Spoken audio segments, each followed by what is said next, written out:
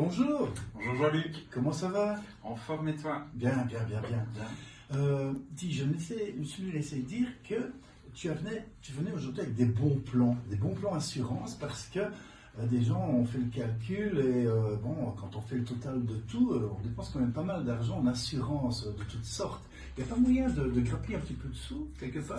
Oui, je pense que tout le monde est intéressé par économiser un petit peu sur son assurance auto. C'est toujours le premier sujet en assurance sur lequel on veut réduire un peu son coût assurantiel. Et alors, bon, c'est aussi bien assurance Omnium que autre assurance? Tout à fait. Donc ici, ça va être des petits tips, des petits conseils pour optimiser, on va dire, ces primes d'assurance auto globale, hein, donc Omnium, RC, etc. Là, je pense que beaucoup d'auditeurs et auditrices sont en train de préparer crayon, stylo, papier pour prendre des notes. Ça peut servir. Exactement. Et alors, on en a préparé 7. Ah. Et on voit un peu plus lors des rendez-vous clients, etc. Comme toujours, du sur-mesure, on saura aller trouver d'autres petits conseils, mais on en a épinglé 7. Et on peut commencer. Ah quand oui. tu veux. Ah bien, tout de suite. Le Première assurance, premier bénéfice à gagner. C'est ça. Alors, la première notion qu'il faut vraiment avoir en tête, c'est qu'en assurance auto, la compagnie va toujours calculer sa prime sur les antécédents d'assurance. Ils vont regarder les 5 dernières années pour être plus précis. Et alors, le client, on va dire parfait, le conducteur parfait qui aura la meilleure prime, c'est un conducteur qui saura justifier 5 années sans sinistralité. Sans souci. Donc, si on ne fait pas de sinistre, c'est mieux évidemment. Mais surtout, justifier 5 années comme étant mentionné comme conducteur au contrat. Donc vraiment le conseil c'est dès que j'obtiens mon permis de conduire, je suis jeune, j'obtiens mon permis de conduire, je n'ai pas encore mon assurance auto, eh bien je demande déjà à l'assureur de mes parents de me glisser comme conducteur secondaire. Et de cette manière-là, je vais accumuler de l'expérience et quand je m'assurerai à mon nom, je pourrais dire, ben regardez, ça fait déjà 1, 2, 3, 4, 5 ans que je suis déjà mentionné au contrat. Avec expérience au C'est volant. ça. Et alors, des personnes plus âgées, qui ont plus d'expérience de conduite, qui se représentent vers nous par la suite, et on se rend compte qu'il y a un trou dans les antécédents parce qu'ils ont eu un véhicule de société, donc ils ne se sont plus assurés à leur nom.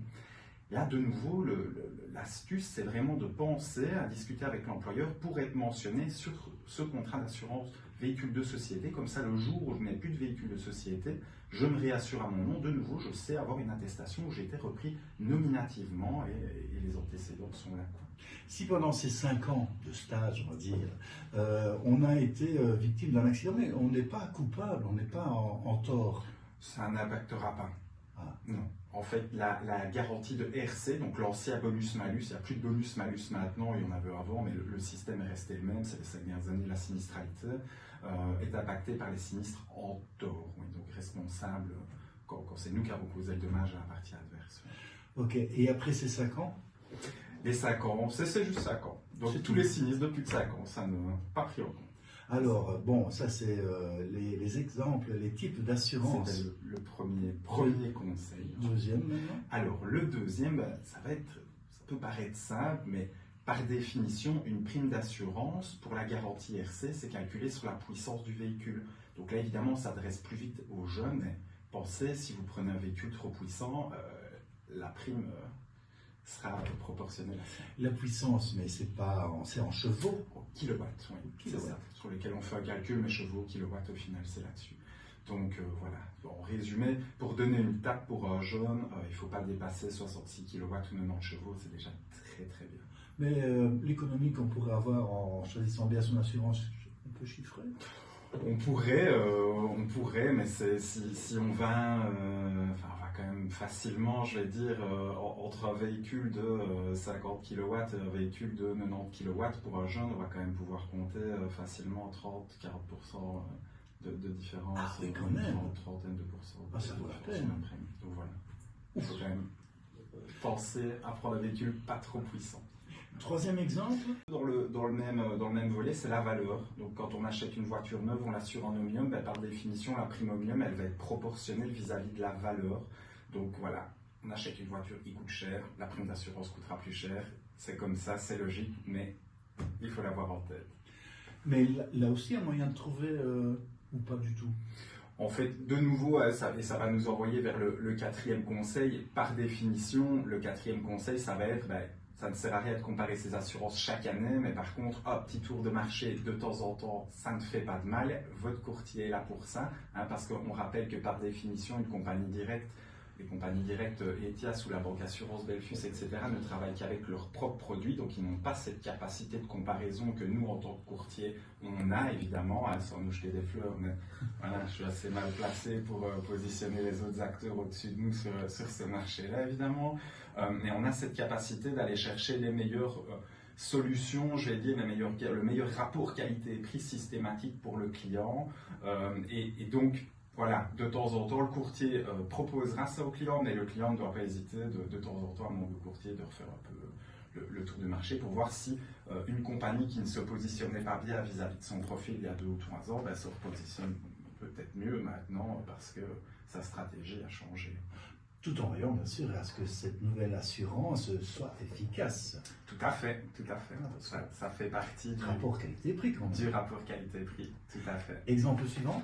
Alors l'exemple suivant, ce sera vis-à-vis, donc de nouveau dans cette relation avec le courtier, c'est tout ce qui est les packages d'assurance. Donc les compagnies apprécient ce qu'elles appellent les clients complets, donc c'est-à-dire les clients qui, par exemple, ici on parle d'assurance auto, n'ont pas assuré que leur assurance auto. Donc on pense à l'RC familial, on pense à l'assurance incendie, tous les autres types de contrats qu'on a déjà évoqués, qu'on pourra encore évoquer dans le futur. Mais par définition, une compagnie sera plus ouverte à donner de meilleurs avantages à un client qui a plusieurs contrats auprès d'elle que juste son assurance auto, par exemple. Donc voilà, ce regroupement de contrats peut être positif. J'avais encore un dernier ici en tête, enfin deux encore ici en tête. Ça va être de jouer, l'avant-dernier, ça va être de jouer sur vraiment les garanties intrinsèques au contrat. Donc dans un contrat d'assurance, typiquement, on a des franchises quand on est en assurance omnium. Mais dans certains cas, il faut peut-être avoir la réflexion d'augmenter un peu sa franchise. On rappelle que la franchise, c'est la quote-part qui, en cas de sinistre, reste à charge du client.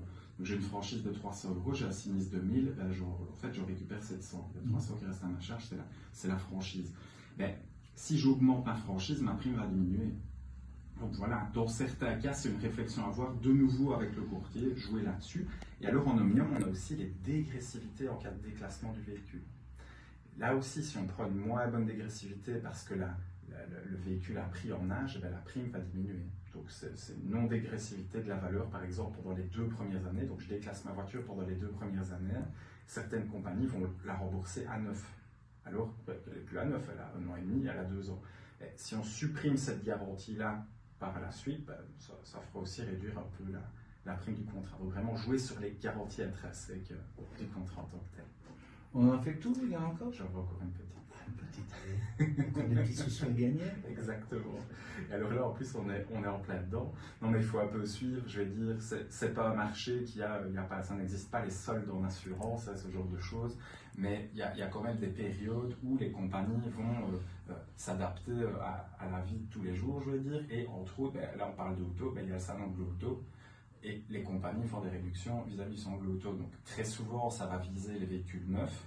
Mais bon, je pense que tout le monde a déjà un peu le réflexe de aller dans les concessions quand on se rapproche du salon de l'auto pour avoir ces conditions préférentielles. C'est le cas en assurance, mais auto aussi. Mais c'est de se dire que voilà, les compagnies sur ces périodes-là octroient des avantages qu'on n'a pas à d'autres moments, que ce soit tarifaire ou de nouveau en tant que garantie, un meilleur rapport qualité-prix.